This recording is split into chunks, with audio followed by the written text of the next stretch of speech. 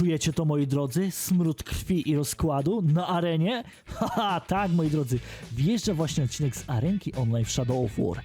A wy w tym odcinku nie dostaniecie jednego pakietu orków, a bonusowo 2, żeby odcinek był dłuższy i wam się lepiej też oglądało. I mało tego, jeden z orków z tego odcinka zasłużył na to, żeby pojawić się w oddzielnym odcinku. Ale ja wam nie spoiluję i oglądajcie materiał uważnie do końca, bo jeden z orków zasłuży na to, żeby pojawić się w kolejnym odcinku. A co zrobił? Przekonajcie się sami.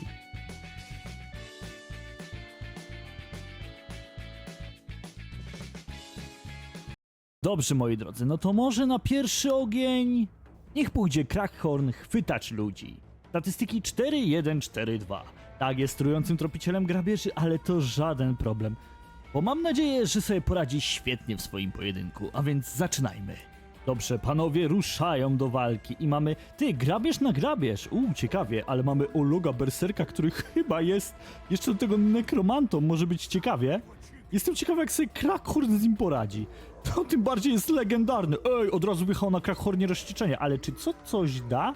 Nie, wbił sobie dzidę w ziemię i rozkręcił się. Zaczyna rzucać dzidami, ale nie za bardzo sobie daje radę, ze względu na to, że Ologowie go będą przesuwać po całej mapie. Tak, mamy pana nekromanty w pierwszym pojedynku, ale Crackhorn nie daje mu za wygraną. Ej, jak on się w ogóle na niego uparł. Patrz, jak on w niego ładuje. Tylko ci Ologowie mogą być problemem, bo strasznie wybijają go z imersji, ale patrz, on walczy, on cały czas próbuje, ale niestety nie dał rady. Piękny początek, lecz niestety nasz przeciwnik był mocniejszy. Ale to żaden problem, bo kolegów na dzisiejszy odcinek mam przygotowanych sporo. To może Golem Smrodliwy, statystyki 2-1-5-3. Do tego ma miękką głowę, więc kusznik będzie słaby na kusznika. Ale posiada zaawansowaną klasę strzelca, potężny strzał i szybkostrzelność, więc mam nadzieję, że pokaże, co tam potrafi na tej arenie.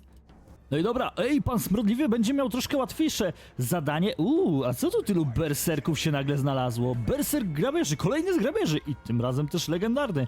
No, niestety, ale nasz Golem Smrodliwy może mieć lekki problem z pokonaniem go.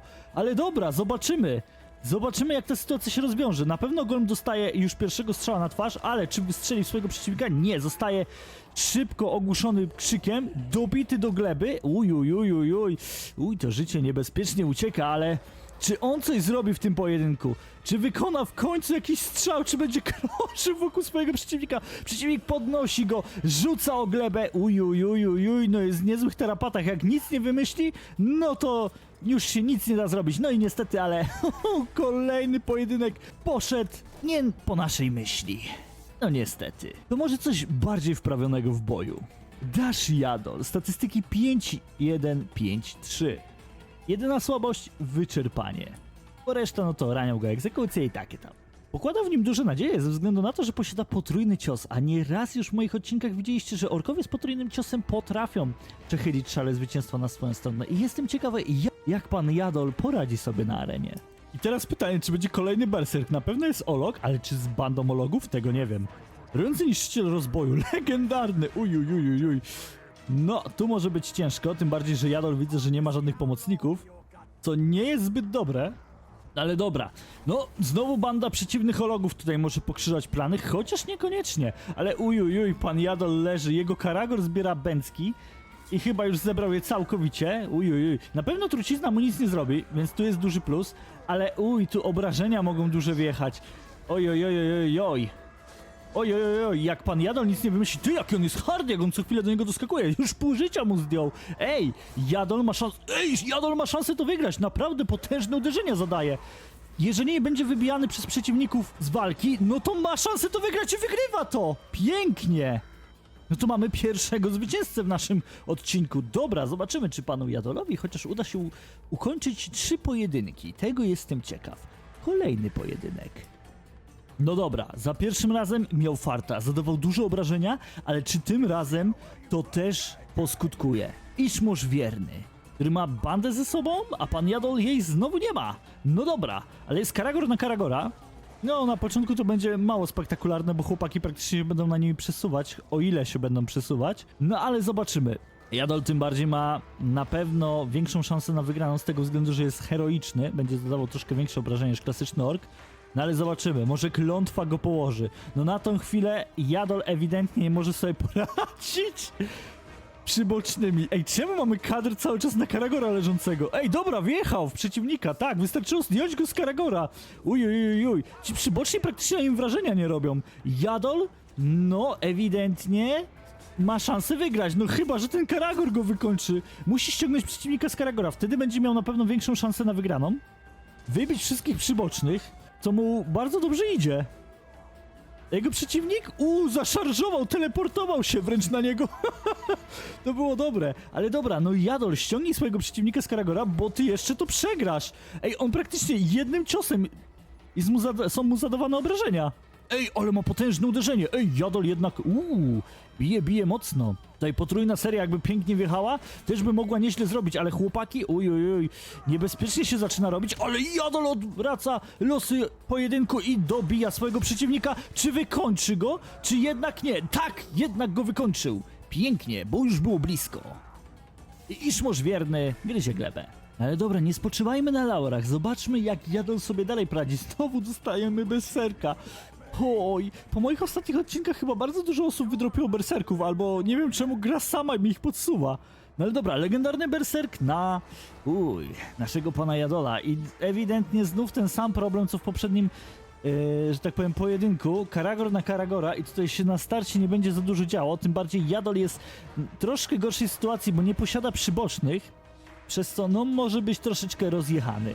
Ale wystarczy, że ściągnie swojego przeciwnika z Karagora i powinien odwrócić trochę losy pojedynku. No, chłopaki bardziej hardo tutaj walczą, ale znowu Jadol jako pierwszy traci Karagora.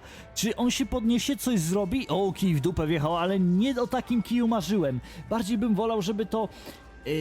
przyboczni Jadola komuś wkładali niż samemu Jadolowi, ale dobra, no Jadol, rozścieczył się, ej, pytanie, bo jeszcze go nie widzieliśmy rozścieczonego, co tu się stanie? Czemu przeciwnik sam zszedł z Karagora i czemu znowu kamera się kluczuje na Karagorze? Ej, pojedynek jest bardzo wyrównany, chłopaki są bardzo mocno rozścieczeni, nie, weszło oszołomienie, nie wierzę, Jadol przegrał przez taką pierdołę, było tak blisko, no ale nic, nie może być zawsze tak pięknie. Nie wierzę, co tu się stało. No ale dobra, idźmy do następnego zawodnika. To może Zatra Ludziołap. Statystyki 4, 2, 5, 1. No, tutaj troszkę więcej lęków, ale pająków nie uświadczymy na arenie, więc zobaczmy, jak sobie poradzi. I przechodzimy do pierwszego pojedynku i znowu dostajemy kogoś z grabieży. Ej, pięknie opancerzony. Maruder. A maruderzy chyba zawsze mają taki pancerz. I znowu mamy bandę ologów, a nasz Zatra startuje bez żadnej bandy. Oj. No, tu może być ciekawie. No ale zobaczmy. Nie spisujmy go jeszcze na stratę. Piękna, potrójna seria. Chyba też ma potrójne uderzenie, ale ej, przeciwnik mu tak wcale dużo nie zadaje. Tylko się leczy, ale Zatra nie zostaje, że tak powiem, bierny i dobija swojego przeciwnika. Ej, on go wręcz wykańcza. Pięknie. Przekręty zabójca mroku zwycięża swój pierwszy pojedynek. Czyżbyśmy przełamali złą pasję i zaczęli wygrywać? Naprawdę, Zatra może tutaj nieźle jeszcze naszpącić, chyba że dostanie znowu berserka. Ognisty niszczyciel niemarłych. No pięknie, tylko szkoda, że nasz Zatra nie ma ognistej broni, tylko przeklętą broń, ale zobaczymy sobie, jak poradzi sobie przeklęta broń z ognistym przeciwnikiem, chyba że sam przeciwnik się podpali, no bo na to wychodzi, że jest ognisty, ale ej, wjechał potężnie, potężna piąchopiryna w Zatrę wjeżdża, jeszcze, wybucha wszystko wokół. Czy Zatra jakoś wykorzysta to fakt, że jest podpalony i zada obrażenia przeciwnikowi od ognia? Chyba nie, ale przeciwnik, choć nieśmiertelny, to i tak zadaje naprawdę potężne obrażenia. I Zatra zostaje wbity w glebę, chociaż walczył dzielnie. W tym przypadku nieumarły berserk sprawił się niesamowicie. To może tym razem postawmy też znowu na skrytobójcę, tym razem Nazu Mściciel, skrytobójca Machi. Statystyki 3 i 6. Jest bez szans, do tego jest winny, rzuca nożami, no i posiada niezłą kuszę. A więc przechodzimy do pierwszego pojedynku. Pana Nazu, który znowu będzie skrytobójca na skrytobójcę, tym bardziej legendarny przeciwko i ma Karagora. Nazu startuje bez niczego. Zobaczymy, jak sobie poradzi. Ej, ale szybki zwód! Będzie ściągnięcie szybkie przeciwnika z Karagora, ale czy od razu pójdzie za ciosem i będzie zadawał obrażenia? No chłopaki na pewno będą bardzo dynamicznie ze sobą walczyć, będą przez siebie przeskakiwać. Pięknie to wygląda. Ej, to jest To uderzenie też pięknie wyglądało. Bardzo dynamiczny pojedynek, ale się może skończyć za chwilę niebezpiecznie. Nazu praktycznie jeden cios dzieli go od śmierci. Czy to będzie już teraz? Chyba nie. Cały czas uniki praktycznie wchodzą. Sam zadaje też obrażenia pięknie. Zjechał już przeciwnika do połowy, ale czy wykorzysta jakąś sytuację? Czy wykorzysta na swoją korzyść? No chyba nie, bo cały czas koledzy się przeskakują, Nazu przeładowuje, ale nie może wystrzelić. No jest w trochę gorszej sytuacji i niestety przegrywa. A przeciwnik był oczkiem, bo nie ma oczka. Ej, naprawdę idzie dość kiepsko jak na odcinek Zaremki. To mnie troszeczkę martwi. Więc może postawmy na kolejnego strzelca, ognistego władcy bestii rozboju. Chorobliwy. Statystyki 3, 1, 5, 3. No tutaj będziemy mieli watachę karagorów, więc jakieś wsparcie jest. No i dobra, zobaczmy. Ej, znowu piękna grabież. Nie, to Skorpion! Boże, jak ja go dawno w grze nie widziałem. Pięknie. Ale nie wiem czemu mój startuje bez żadnych A nie, odszczykuje, są jednak przyboczni. Jest piękna watacha karagorów. Nasz ork oczywiście próbuje coś tam zrobić, ale no nie za bardzo mu wychodzi ze względu na to, że ologowie z nim ciorają po mapie. Oj, oj, oj, oj, tu będzie problem. Ale przeciwnik nie może do niego dojść, bo go oddzielają ologowie od naszego pana chorobliwego. Ciekawe, czy karagory jakoś pomogą z tymi ologami. Nieczyste zagranie od tyłu, piękne dobicie na glebie i pół życia już panu chorobliwemu spadło. Ale szybkie przechwycenie ze strony karagora. Pan Skorpion ma lekki problem, ale już widzę, że chyba go rozwiązał i ten karagor padł. Oj, pan chorobliwy, no niestety ma naprawdę przerąbane w tym pojedynku. I znowu mamy kusznika, który nie strzela. Ej, to jest ciekawe. Specjalnie wziąłem więcej kuszników, bo myślałem, że będzie jakoś bardziej widowiskowo, że się chłopaki jakoś mega rozkręcą, ale tu jest straszna lipa, on praktycznie co chwilę jest ogłuszany. Co jest? Szybki przerzut. Ej, rozścieczenie wjechało, ale niestety Nafu chorobliwy pada. A nam zostało 2 uczestników tego odcinka. No może na sam koniec zostawimy tego lepszego, a jeszcze weźmiemy zabójcę pożogi. Statystyki 3, 1, 4. Tu się nie spodziewam żadnych ekscesów, to wam powiem szczerze. No ale nieraz ta seria pokazała, że najgorszy ork nieraz może być tak naprawdę najlepszym orkiem. Także Scott Klinga ląduje na arenie. I znowu mamy grabież. Ja dzisiaj w całym odcinku mam pełno orków przeciwko sobie z grabieży.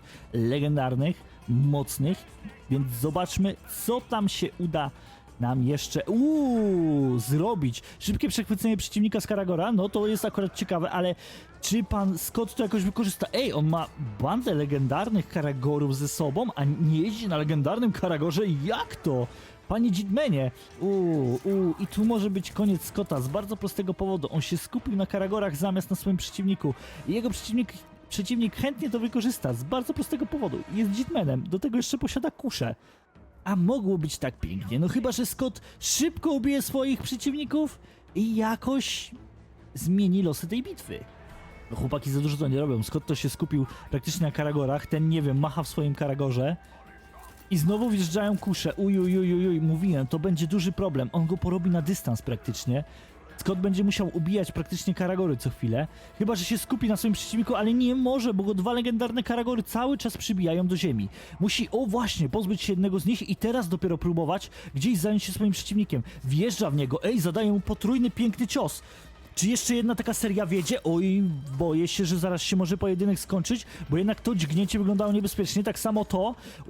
Jeden cios dzieli Scotta praktycznie od przegranej i dostaje go. A miało być tak pięknie. Pasz smakosz, trujący skrytobójca grozy.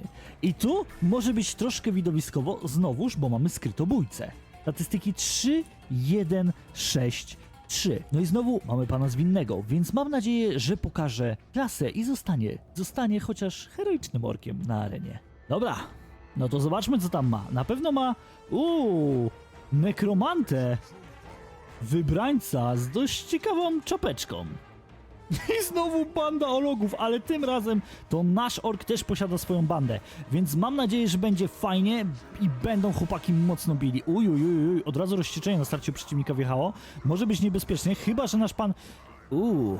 Zabójca się rozkręci. Ewidentnie, no potrafi coś tam zrobić, ładne akcje robi, ale dostaje potężne obrażenia. I niestety pada na samym początku. Co jest? Najmocniejszy ork tego odcinka? A pada tak szybko. A nie możemy tego odcinka tak skończyć. Więc specjalnie dla was widzimy się za chwilę. I dobrze, moi drodzy, ku waszej uciesze zebrałem jeszcze dodatkową bandkę. Już wam ją pokazuję. Tych 3 kolegów, tego kolegę i tą małą zgraję tutaj. Ale za chwilę ich zobaczycie. Muszę wam tylko powiedzieć, że udało mi się ustrzelić 3 berserków. Także mam nadzieję, że się odbijemy na tej arenie. A my przechodzimy do kolejnego pojedynku, bo kolejnym zawodnikiem jest Urbenu Zabójec. Tak, znowu mamy gościa z ksywą Zabójec, panicznie bojącego się guli i posiadającego lęk przed egzekucją, dlatego może być śmieszny na arenie. Tym bardziej to tropiciel, więc niech będzie złożony w ofierze bogom Mordoru, raczej bogowi Mordoru, Sauronowi i niech wygrywają nasi berserkowie kolejne pojedynki. A my idziemy walczyć. No dobra, pan olbrzym na pana małego? Pana małego z dzidą! Horkświr. No pięknie. Kontra Urbenu Zabójec. Zobaczmy sobie, jak w ogóle poradzi sobie pan Wielka Pała. Jeszcze do tego z działem na plecach. Mam nadzieję, że coś pokaże. Ej, od razu rozścieczenie wjechało. Pięknie, ej. Panie Ologu, proszę tutaj się przebić pięknie przez przeciwnika. O, rozścieczenie na rozścieczenie. Pięknie, ale ewidentnie obrońca ma więcej krzepy niż pan Olog. I jednak tropiciel zostanie chyba złożony w ofierze. Ej, on praktycznie się ruszyć nie może. Widoczek. Czemu on tego działa nie użył na starcie? Nie przyciągnął jakoś przeciwnika do siebie, ale ej, ogłuszenie wjechało na przeciwniku. Urbenu ma szansę to wygrać. Jak on go gromi, jak on nim miota po arenie. Tym bardziej nie weszła egzekucja, więc nie mógł być oszołomiony, ale to jednak za mało. I Urbenu złożył się w chińskie RZ.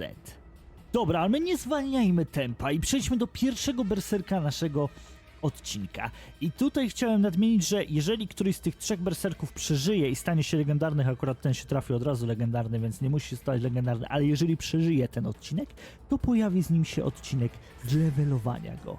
I dobra, Ratak niepowstrzymany, statystyki 4, 5, 6, 4. Ja mam pytanie, ty jesteś niewrażliwy na egzekucję, a jesteś strzelcem?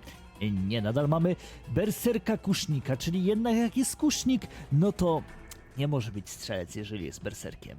No trudno, a czego ty się tak naprawdę boisz, kolego? Panicznie boi się pająków. Pająki nie występują na arenie, także zasuwamy na nią. I powiem wam szczerze, że nawet nie będę zdziwiony, jeżeli ci berserkowie będą wygrywać na tej arenie. Bo naprawdę, kręcenie dla was odcinków z B jak berserk pokazuje mi, że to jest tak niezbalansowana klasa postaci, że głowa mała. Ale dobra, przejdźmy do pojedynku. I znowu mamy pana dużego, na pana kusznika. Heroiczny na legendarnego. Pan Żarłok kontra niepowstrzymany.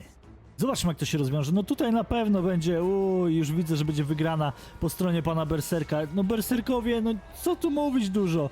Oni mają jednak mocniejsze przebicie, ale zostaje przesuwany praktycznie przez przeciwnych ologów. Nasz pan niepowstrzymany jednak zostaje powstrzymany i nie pozwalają mu strzelać.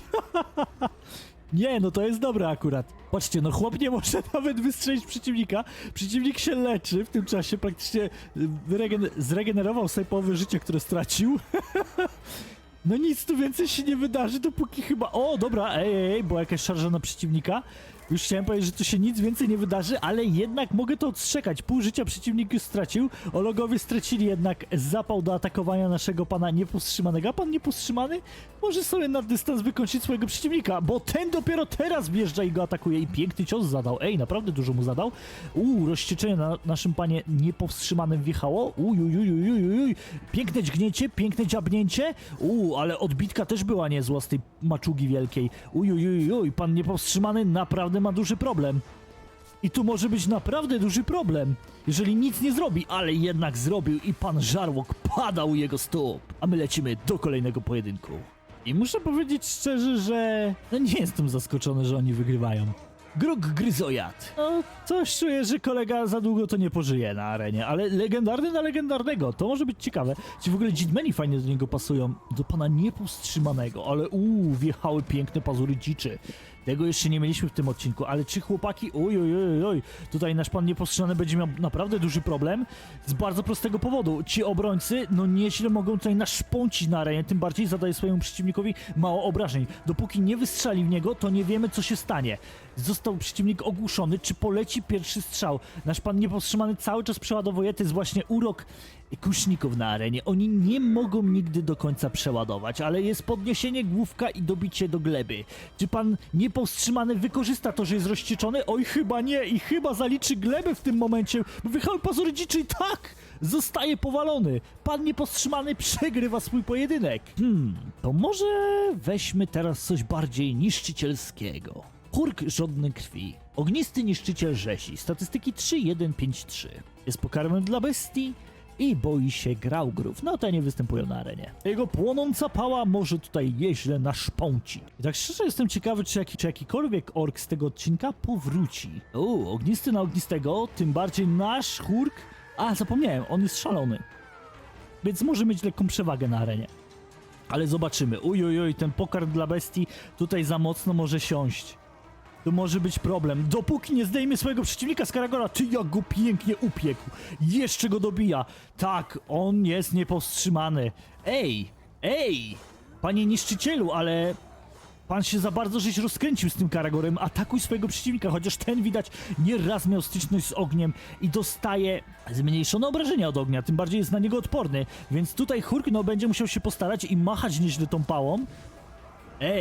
Ogień płonie cały czas na arenie, ale ogień walki ja tu chcę widzieć, nie chcę widzieć tutaj, właśnie, o to mi chodziło, piękna główka, przerzucenie i dobicie do gleby. Przepraszam. I Hurk ma niezły problem, bo już pół życia mu właśnie uciekło i dopóki nie wymyśli nic kreatywnego, no to on chyba nie ma szansy wygrać tego pojedynku, bo nie trafia nawet swojego przeciwnika. Oj stary, masz duży problem. Przepraszam, a u przeciwnika to co to był za granat przeklęty, jeżeli on jest ognisty? Co to za...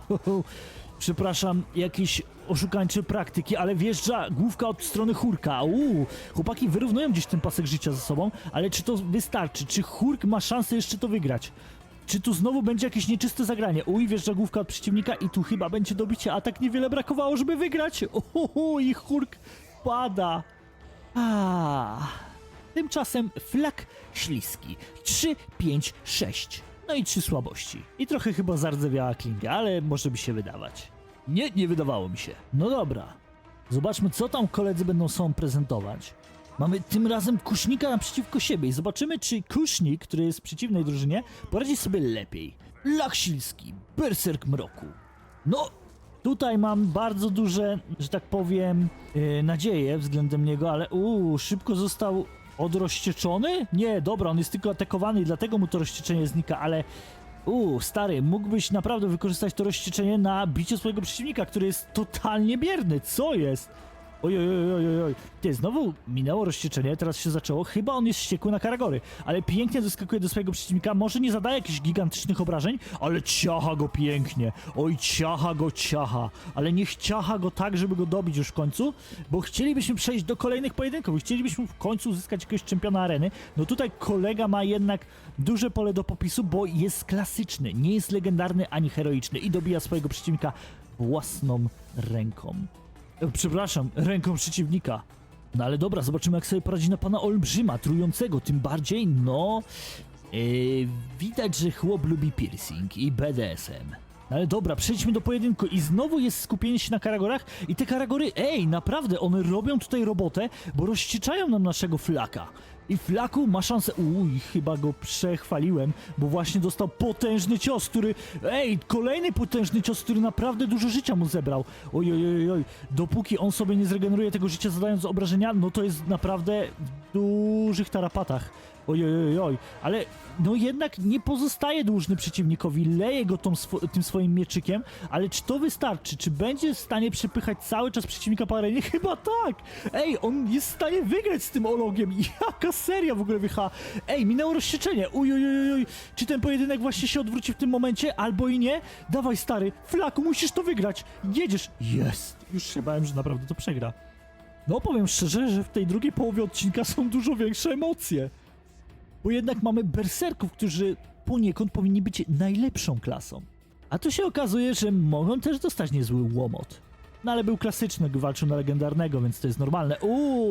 Trak bliźniak. Jak ja bardzo chciałbym znaleźć jakiegoś bliźniaka do odcinka. Może się kiedyś trafi, więc liczcie na to, że jeżeli taki mi się trafi, to pojawi się odcinek. No ale dobra, przechodzimy do pojedynku, znowu mamy legendarnego, ale tym razem małego, tym bardziej nie ma bandy Karagorów, więc nie będzie rozścieczenia darmowego na start. Ale Flag sobie radzi nieźle. Omija swojego przeciwnika, wali tym swoim mieczykiem. Tutaj bardziej taka finezja wchodzi w tym pojedynku. Przeciwnik też nie zostaje dłużny, też nie jest powolny. I zadaje naprawdę niezłe obrażenia. Oj, to może być problem, jak Flag się nie ogarnie, bo właśnie przyjął potężną dawkę pazurów. Ale ej, one tak dużo nie zadały jak poprzedni atak, ale dobra, Flag, musisz się rozkręcić, przestań krzyczeć na przeciwnika i walcz, bo niewiele cię dzieli od tego, żeby stać się heroicznym i zadawać jeszcze większe obrażenia. I może to ty zostaniesz czempionem odcinka, i może to ty będziesz wylewelowany w kolejnym odcinku, tego nie wiemy. No Flag, pokaż nam widowisko, pięknie, w końcu siadł ryk, może uderzyć swojego przeciwnika, walka jest bardzo wyrównana. Chłopaki, no jak czegoś nie wymyślą, znaczy jak mój czegoś nie wymyśli, to może to przegrać. Przeciwnik jest złamany, ale czy się uda go dobić? Oj, piękne potrójne uderzenie, nie, to była seria berserka, ale czy Flag wykorzysta to, że jego przeciwnik leży na glebie? Uderza jeszcze raz rykiem w niego, uj, widzę, że rozścieczenie wjechało, czyli musiała wyjechać albo ostatnia szansa, albo Flag nie lubi umierać. Haha, i zostaje heroiczny. I w sumie możemy zobaczyć, co on tam dostał. No i dostał heroiczną cechę ogromnej siły. No pięknie, tak, i on ma zardzewiałą tą klingę. To jest nawet fajne. Bo zobaczcie, że on całą zbroję ma wymuskaną, taką wyczyszczoną, ale ta klinga tak, no łapie taki kontrast mocny. I mam pomysł. Jeżeli Flag wygra całą arenę, tak jak mówiłem, trafia na... A czy tu nie mamy porobionego orka? Coś się boję, że chyba tak. Bo wątpię, że tak idealnie, chociaż może tak wyglądać. Ale powtórzyłbym ten pojedynek. Zdążyłem powiedzieć, że jakiś wróci. Oszukał śmierć jeden z nich. Fajnie. Bo kolego, ty nie miałeś nawet kiepskich statów, pokaż się. Tak, Nazu Mściciel. Powrócił z żelazną wolą, ale zostawię sobie ciebie najwyżej na jakiś odcinek albo coś. A my wracajmy na arenę, bo ewidentnie tamten kolega musiał być porobiony. Raz, że za dobrze wyglądał, a dwa, no praktycznie zadawał co chwilę potężne obrażenia, więc... Powtórzmy sobie czwarty pojedynek. No i dobra, no tu widać, że kolega nie jest porobiony. Hura pożeracz i nasz Flag Ośliski, który zaczyna od krzyku swój pojedynek i wjeżdża potężnie w przeciwnika. Tutaj walka też coś czuje, że będzie wyrównana z tego względu, że Flaku, no właśnie, nie jest odporny na ogień i będzie dostawał mocniejsze obrażenia. Szybki przerzut ze strony przeciwnika, pięknie. Flaku dostaje naprawdę niezły łomot, jak czegoś nie wymyśli, no to ma naprawdę duży problem. I zostaje znowu tak samo dźgany jak w poprzednim pojedynku. Tylko że w poprzednim pojedynku, no mówię, ten ork musiał być porobiony. I chyba Flaku nie wytrzyma tego natarcia. I niestety, ale pada. A my, zanim przejdziemy do ostatniego berserka tego odcinka, zrobimy teraz szybkie przetasowanie kolegów, bo tutaj mam jeszcze 4, których też nałapałem, a ostatniego Puga Ścierwojada zostawimy sobie na koniec. To może pan duży. Urglisak. Pan Kaganiec z czerwonymi oczami, o statystykach 3-1-4. No i pełną masą słabości. Dodatkowo boję się Karagorów. I mam nadzieję, że jego przeciwnik nie ma bandy Karagorów, ale mamy Ologa na Ologa. I to chyba będzie legendarny, nie heroiczny, Pan Wielki. Kontra Pan Kaganiec. I zobaczymy, jak sobie poradzi. Na pewno Pan Wielki ma bandę dodatkową ze sobą, więc no może być ciekawie. Ten w ogóle cios, który nie trafił ani jednego, ani drugiego, był ciekawy też. Ty. Pan Kaganiec nawet sobie nieźle radzi. Czyżby miał szansę wygrać ten pojedynek? Aż jestem w szoku. Przeciwnik jest strasznie bierny. Pan Kaganiec co chwilę rzuca jakimś granatem. Dostaje zmniejszone obrażenia. Co jest? Czyżby to była jakaś perełka? Jeszcze nie odkryta, ale dostał pierwsze obrażenia. Gdzieś tam jakieś obrażenia weszły, ale nie aż tak potężne, jak się spodziewałem po heroicznym orku. No ale dobra, chłopaki, no nic tutaj szczególnego nie robią, praktycznie się przepychają, no co jakiś czas wiedzie jakaś potężna buła na ryj, ale bez zmian. Teraz w odwecie wjechała buła, no pięknie. No i tu chłopaki, który ostatni zada z was bułę, ten wygrywa. Bo ci przyboczni to za dużo tutaj nie robią. Oni są bardziej takimi przeszkadzajkami, przez które musi przejść Pan Kaganiec, który, ma szansę to wygrać. Umieranie w przeciwnika wprawia wściekłość, ale nie może się przejść do Pana Kagańca. Chyba za szybko to powiedziałem. Pan Kaganiec, choć ma dużo granatów, nie wiem, czy mu to wystarczy, Mógłby zacząć atakować swojego przeciwnika? Tak! Ma go wystawionego jak na talerzu, że tak powiem. Jest ogłuszony, więc teraz wystarczy, że go tylko dobił. Stary, no nie zawiedź nas. No i pięknie, bo już to oszołomienie minęło. Piękne dobicie, a my przechodzimy do kolejnego. I muszę powiedzieć, że emocje sięgają zenitu, bo nagle okazuje się, że ktoś jest prawie tak dobry jak berserkowie. Bo nagle okazuje się, że zwykli orkowie też coś tam potrafią walczyć. Tym bardziej pan Kaganiec będzie miał chyba teraz bardzo prosty pojedynek. No dobra, przechodzimy do pojedynku. Czy pan Kusznik pokaże klasę? Uj, ten jest zdecydowanie szybszy. Czy będzie... Tak, w stanie wystrzelić strzałę? Tak, jest w stanie wystrzelić strzałę. Ale Pionchopiryna wjeżdża od strony Ologa. I czy teraz dobije swojego kusznika? Czy swojego przeciwnika? No, oglądamy plecy pana Kagańca, który właśnie w tym momencie żyga, jest obijany przez kusznika. To jest ciekawe. Nasi kusznicy nie byli w stanie zadawać obrażeń. Przeciwny kusznik wali jak wściekły w mojego. Co jest? Chłopaki, ale ruszcie się. Albo panie wielki, zrób pan coś, bo pana zaraz kusznik dobije. Co jest? To jest tak ciekawe, jak oni ze sobą walczą. To jest taka różnica. I jest dobicie, patrz. I niestety pan Kaganiec spada. To może bardziej coś tropiącego. 2-1-4-2, skak wytrop.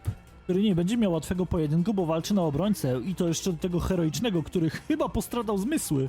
No ale przejdźmy do pojedynku, zobaczmy co się stanie, na pewno Skag już ma, naprawdę pograne, że tak powiem, bo jedna seria ciosów i prawie chłop życia nie ma.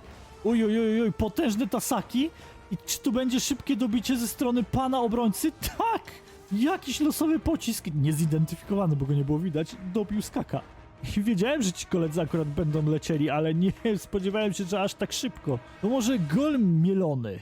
Oszust rzezi o statystykach 1-4-1. Ma zaawansowane bomby dymne i jest oszustem, ale nie posiada się zwinności. To jest ciekawe akurat. No i dobra, i znowu mamy pana obrońcę naprzeciwko. Oj, i Jezu, berserk wrócił. Tu będzie, że tak powiem, szybki chyba pojedynek. No ale dobra, berserk od razu wjeżdża potężnym krzykiem. Pan oszust, no będzie miał duży problem, jak szybko czegoś nie wymyśli. Rzuca tasakami, ale nie trafia w przeciwnika, bo on chyba trafił w jego przybocznych. I przyboczni berserka trafiają w swojego pana. To jest też ciekawe. Tym bardziej to, że berserk zajął się przybocznymi naszego pana oszusta, ale pan oszust ma czas, żeby porzucać w niego troszkę tasakami, bo chyba więcej obrażeń mu nie zada. Szybki przerzut ze strony berserka, to zaboli. Ale nie aż tak mocno. Czy pan oszust jakoś to wykorzysta, że jego przeciwnik nie zadaje aż tak dużych obrażeń? No próbuje gdzieś tam zadać obrażenia, ale przeciwnik jest trochę szybszy, jedno siadło, pięknie, zrównali się praktycznie paskami życia, ale jednak berserk jest troszkę szybszy. I czy będzie słynny kij w dupę, czy nie będzie kija w dupę? Nie, ale weszła tarcza na ryj, należąco. I pan oszust jest naprawdę w dużych kłopotach i zostanie właśnie chyba w tym momencie dobity. Szybki przerzut, ale jeszcze się jeszcze się pojedynek nie rozwiązał. No to teraz się rozwiąże. Kolega zaliczył szybkie oczko i urwanie głowy. No, chłopaki się wykruszają bardzo szybko. Za tym idzie, może Grish Rumień troszkę przedłuży jeszcze ten odcinek. Statystyki 2-2-5. Posiada determinację i jest zaawansowaną klasą twardziela. Dodatkowo posiada też falę mocy. Także panie Rumień, zapraszamy do sali naczelnika i idź pan walczy. Trujący dowódca mroku, Mug Ryobi kontra Grisha Rumień. No, tu może być ciekawy pojedynek, tym bardziej, że Grisha się od samego początku rozścieczył. Przerzuca swojego przeciwnika pięknie. Przerzucił go, praktycznie odbił go od ologów, że tak powiem, na drugą stronę i ma szansę tutaj coś jeszcze zrobić, chyba że jego przeciwnik przejdzie na stronę ologów, no i już niestety, ale będzie duży problem, z tego względu, że praktycznie ologowie będą odsuwać naszego Grisha od swojego przeciwnika, chociaż ta dzida jest dość długa i Grisha co chwilę wpada w rozcieczenie, ładuje kijasa w dupasa, że tak powiem, i niech tu walczy. On sobie nawet radzi. To trzeba powiedzieć, no chłopiec wytrzymały. Jak on pięknie tą tarczą odpycha go. Przeciwnik jest bardzo pasywny i praktycznie skupia się na tym, żeby to jego ologowie obijali Griszę. No i Grisha ma duży problem przez to. On dopóki nie pozbędzie się ologów, no to ten pojedynek się za bardzo nie rozkręci. Musi pozbyć się ologów.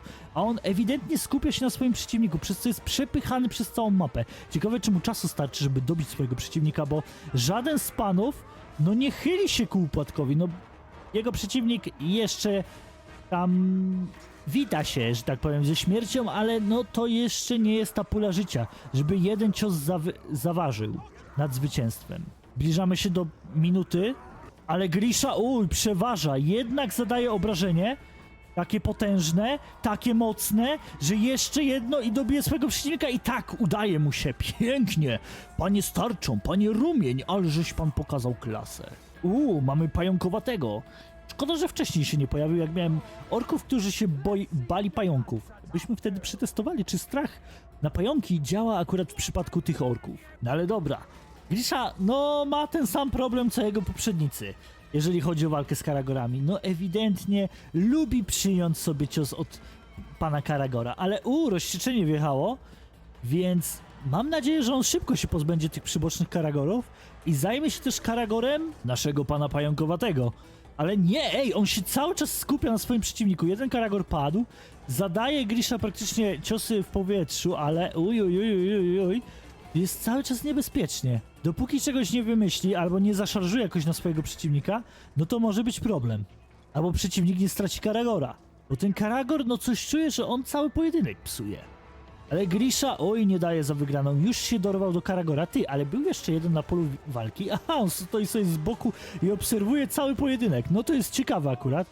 Grisha, mógłbyś w końcu dobić tego Karagora.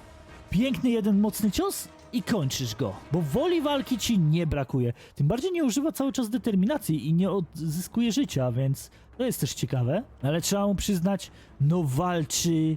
No nie powiedziałbym jak lew, ale no stara się jak lew walczyć. Tak, nie odpuszcza przeciwnikowi. I znowu zbliżamy się do minuty. Czyżby Grisha miał taką taktykę, że przedłuża specjalnie pojedynki, żeby odcinek trwał dłużej, a on na sam koniec się wtedy odpala i dobija swojego przeciwnika? Tego nie wiem, ale się zaraz o tym przekonamy. No, ewidentnie ma problem z tymi Karagorami, ale w końcu mu się udało ściągnąć przeciwnika z Karagora. Pięknie. Został jeden Karagor praktycznie na polu walki, kij w dupę wjechał. Pięknie. Jeszcze szybki przerzut. Piękna seryjka ze strony pana pajęczarza i to nie wiem, czy nie skończy Griszy. Piękne przechwycenie, główka i Grisha nie przetrwał już samej główki. To teraz przechodzimy już do ostatniego pojedynku tego odcinka. Znaczy, mam nadzieję, że nie do ostatniego pojedynku, ale do ostatniego na pewno zawodnika. Puk Ścierwomiel, statystyki 4-4-7-3. Ciebie, stary, trzymałem na sam koniec. Jesteś heroiczny, heroiczna cecha ochrony przed ogniem banda dzikusów i zabójca bestii. A lękasz się egzekucji, więc to może być dość ciekawe. I mam nadzieję, stary, że pożyjesz troszkę dłużej i pokażesz klasę i zostaniesz czempionem tego odcinka, bo żaden ork nie przetrwał 5 pojedynków. Mieliśmy tylko jednego, który przetrwał 3, więc jakiś tam sukces jest. Ale nie powiem, liczę chociaż na jednego czempiona. No dobra, pan dzikus na pana dzikusa, ale nasz jest berserkiem, który został właśnie zatruty i lubi sobie gdzieś tam pożygać. Ale piękne bumerangi wjechały. Jeszcze tasaki, które nie wleciały, bo zostało na niego nakrzyczane. Puk jest w potężnych tarapatach, dostaje, niezłe bęcki na glebie. Ale czy jakoś... co to była za podwójna seria berserków? Panowie, to było ciekawe. Dobra. Puk, musisz się rozkręcić i wygrać ten pojedynek. Masz większe, że tak powiem, predyspozycje na wygraną, z tego względu, że posiadasz większy pasek życia i częściej przechwytujesz swojego przeciwnika, ubijasz go na glebie. Proszę, wykorzystaj tą dominację. Wykończ swojego przeciwnika w pięknym stylu. Chociaż przeciwnik jest rozścieczony i może odwrócić losy tego pojedynku, jeżeli Puk się zawaha i nie zaatakuje swojego przeciwnika. Stary, musisz to dokończyć. Pięknie dokończył to. Trujący berserk pada na berserka rzesi. Dobra, znowu mamy Karagora. Jak Puk go szybko nie rozwali, to znowu będzie przepychanina. No i dobra, zaczynamy pojedynek. Tutaj jeszcze mogą pomóc przyboczni. Przyboczni mogą zająć się Karagorem, tym bardziej rzucają też tasakami, co jest fajne. Karagor przyjmuje masę ciosów, ale jeszcze nie pada. Widać, że ewidentnie tutaj się chłopaki uparli. Udało im się, zwalili przeciwnika z Karagora. Puk się zajął Karagorem, a przyboczni zajęli się przeciwnikiem Puga. Pięknie. Puk wykończył Karagora, więc nic nie powinno mu przeszkodzić w tym pojedynku. No chyba, że jego przeciwnik, który ma trującą broń i będzie mógł Pugowi zadawać zwiększone obrażenia. Ale Puk się nie poddaje. Puk zadaje obrażenia. Unika praktycznie ciosu przeciwnika. Gdzieś tam sobie jeszcze żygnie po drodze, ale to nie jest problem. Szybka główka, podbicie i przerzucenie. Puk jeszcze wiedzie w swojego przeciwnika. Dobije go na glebie. Pięknie. Jeszcze mógłby potężną serią ciosów wjechać, ale jego przeciwnik, nie zostaje mu dłużny. Też zadaje obrażenia. Gdzieś tam krzyk został odbity w tym momencie. Ej, to było ciekawe. Bo rozumiem, że jego przeciwnik użył oczywiście fali mocy, ale fajnie to wyglądało, fajnie się to skomponowało. Puk jest rozścieczony, czy wykorzysta tą sytuację, czy dobije swojego przeciwnika. Przeciwnik też był rozścieczony, ale niestety nie wytrzymał i przechodzimy do trzeciego pojedynku, który znowu będzie na Karagorze. O Jezu. Ty, i bardzo dużo dzikusów Puk dostaje na siebie. Ej, to jest fajne, ale dobra. Tutaj mamy nawet heroiczne Karagory, no to będzie ciekawie. No i klasycznie, przyboczni walą... Ej, Puk poubijał Karagory, ej, patrzcie, jak on nie rżnie! Ale przyboczni klasycznie, tak jak mówiłem, zajęli się przeciwnikiem, a Puk mógł wykończyć w tym czasie Karagory. Został rozścieczony, chyba ewidentnie nie spodobały mu się te Karagory i zaczyna bić swoich przybocznych. Co jest? Ej, on robi potężną miazgę. On nie chce, żeby jego przyboczni zgarnęli chwałę za ten pojedynek. On ewidentnie chce sam pokazać, że jest w stanie pokonać swojego przeciwnika, ale przyjmuje potężną dawkę ciosów. Ale nie zostaje dłużny przeciwnikowi i też zadaje mu niezłą seryjkę. No ale dobra, Puk, no jest niebezpiecznie. Masz połowę życia, czy ty coś zrobisz? No masz ochronę heroiczną przed ogniem, ale musiałeś zostać rozścieczony, żeby się w końcu ruszyć. Dobij swojego przeciwnika, bo jesteś bliski śmierci. Pięknie. I trzeci pojedynek też idzie na konto Puga. Idziemy do czwartego. I znowu heroiczny Karagor, ale tym razem mamy jakiegoś pana nekromantę, który jest jeszcze do tego berserkiem grozy. Ej, no to będzie ciekawie. Bez odpowiedzi zwalił swojego przeciwnika z Karagora. Karagor gdzieś go próbuje od tyłu zajść, ale zostaje szybko spacyfikowany w pięknym stylu. Jestem ciekawy, czy pan obrońca wykorzysta swoją moc nekromanty w tym pojedynku, czy jednak nie jest nekromantą i jest po prostu zwykłym berserkiem. Ubija Puga na glebie, to jest pewne, ale czy Pug jakoś się odwdzięczy przeciwnikowi? Tak, on też go przechwytuje i dobija na glebie. Pięknie, ale zadał mu, zdecydowanie mniejsze obrażenia, co mi się nie podoba. I to bardzo. Panie Pugu, ale proszę tu zadawać obrażenia w przeciwnika. Piękny krzyk. Tasaczki, które nie trafiają. Gdzieś tam próbowały się przebić, coś zadały, ale jednak to było za mało. Tutaj jednak przyboczni nie będą chyba w tym pojedynku obijani. Tutaj Pug, no jednak stawia na pomoc. Potrzebuje jej. Zdecydowanie będzie jej potrzebował, bo jego przeciwnik jest dość wytrzymały. Przyjmuje nieźle ciosy Puga na siebie. I zadaje niemało, ale Puk piękną seryjką potrójnych ciosów wjeżdża w przeciwnika. Dobija go gdzieś tam na glebie, ale próba przechwycenia była, która się nie powiodła. Puk gdzieś tam jest dźgany jeszcze w plecy. Jego przyboczni mogliby się zająć przybocznymi pana obrońcy, ale pan obrońca, umieranie wprawia go wściekłość i mam nadzieję, że Puk jednak zdąży go dobić, zanim ten go dobije. Bo się robi naprawdę niebezpiecznie. Rozścieczenie wjechało. Chwila prawdy. Który będzie mocniejszy? I niestety, ale Puk pada. A było tak blisko. No nic, moi drodzy. Ja wam dziękuję za uwagę i widzimy się w kolejnych odcinkach.